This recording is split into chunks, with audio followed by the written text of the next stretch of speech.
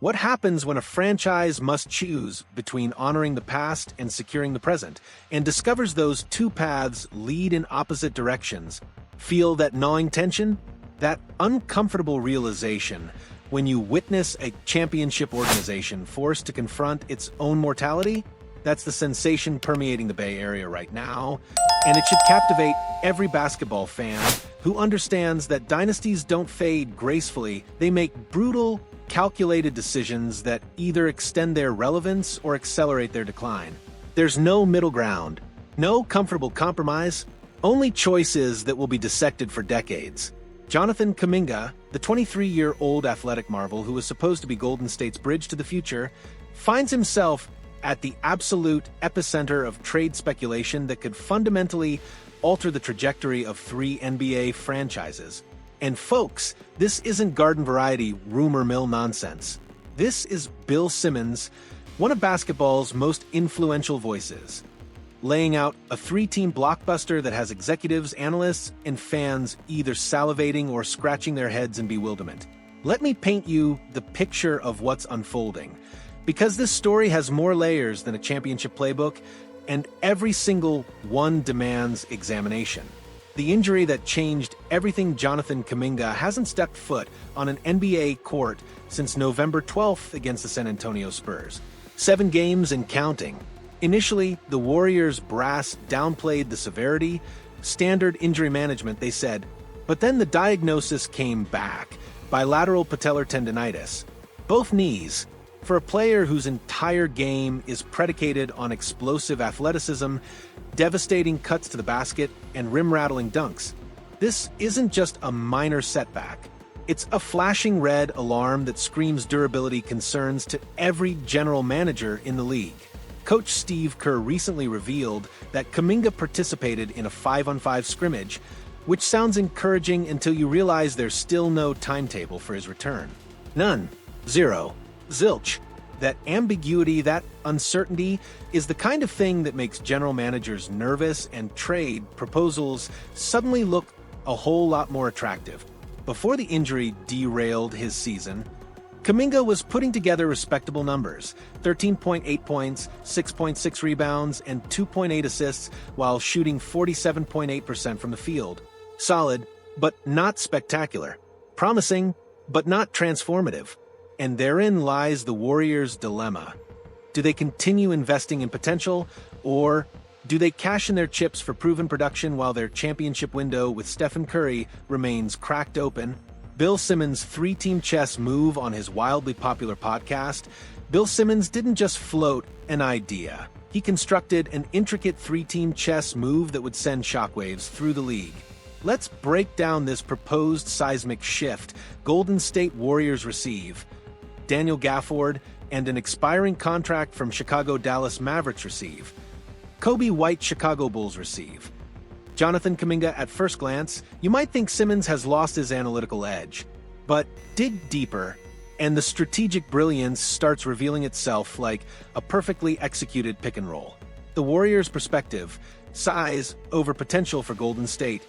This trade represents a philosophical pivot, abandoning the long-term investment in Kuminga's upside for the immediate, tangible impact of Daniel Gafford's interior presence.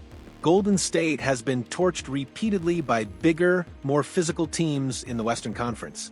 They need size. They need rim protection.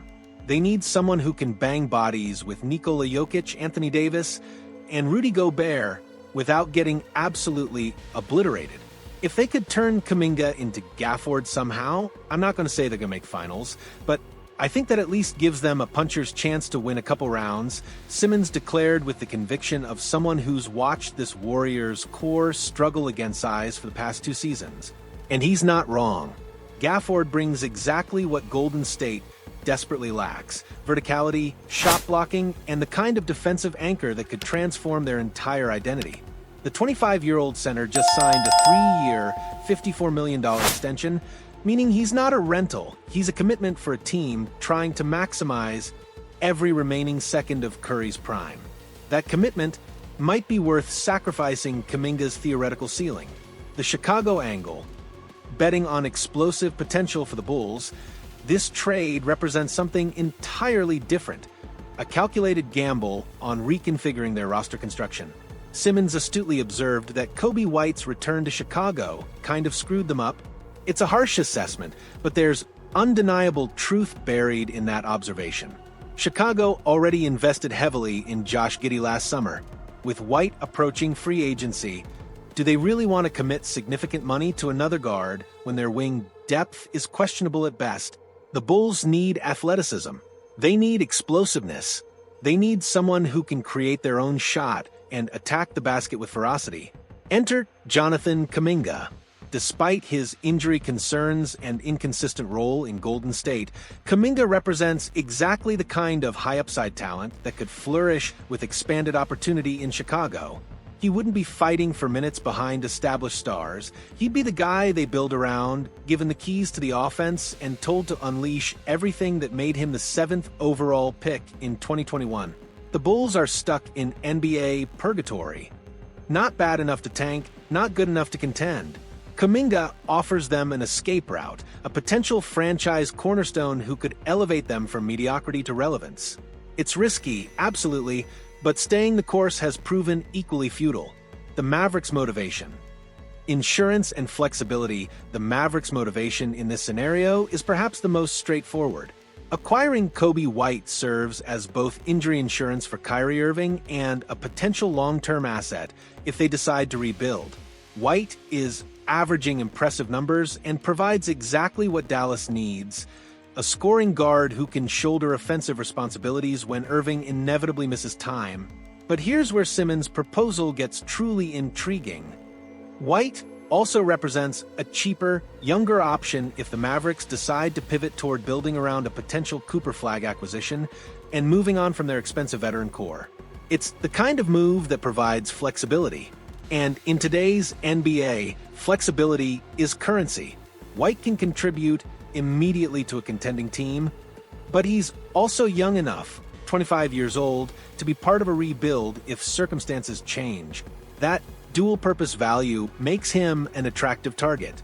The contract that makes it all possible, here's the business reality that makes this trade conversation legitimate. Kuminga's contract structure is considered one of the best trade chips in the entire NBA. According to insider Mark Stein, after protracted summer negotiations, Kuminga signed a 2-year, $46.8 million extension with a team option for next season.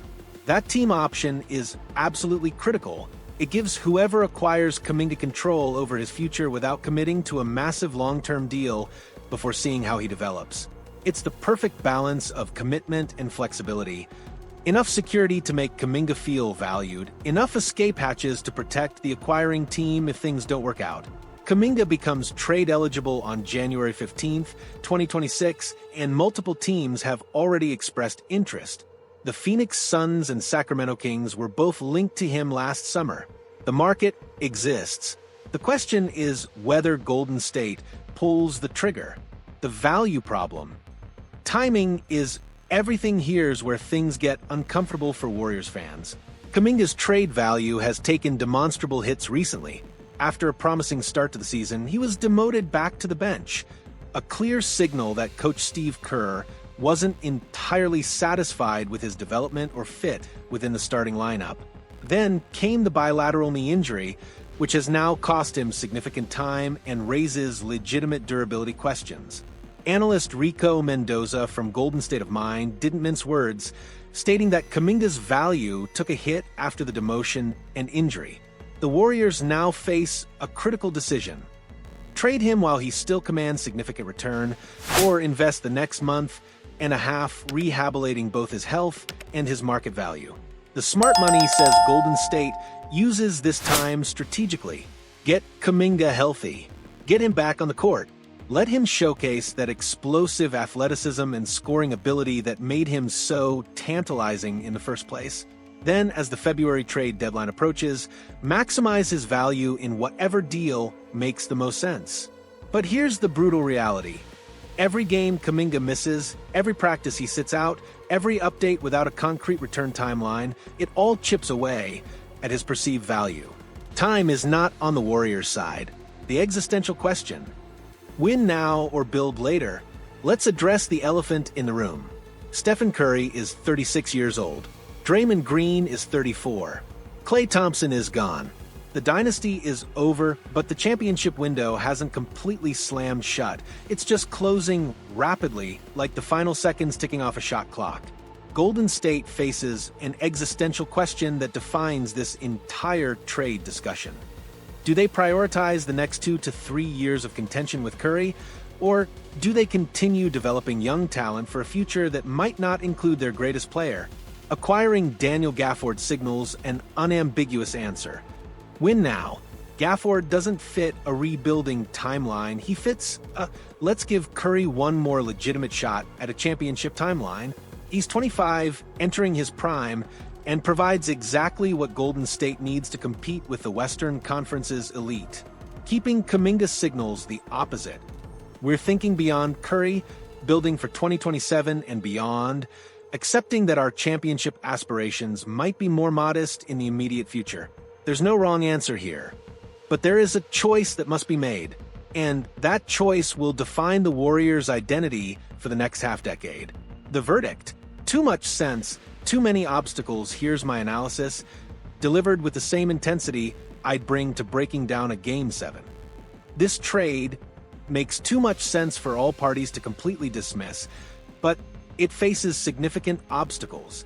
For Golden State, the emotional attachment to Kuminga, a player they've invested years developing, battles against the cold, hard reality that Gafford makes them better right now. For Chicago, gambling on Kuminga's potential is attractive, but giving up White's proven production requires courage. For Dallas, White represents value, but they'd need to be convinced he's worth the assets required.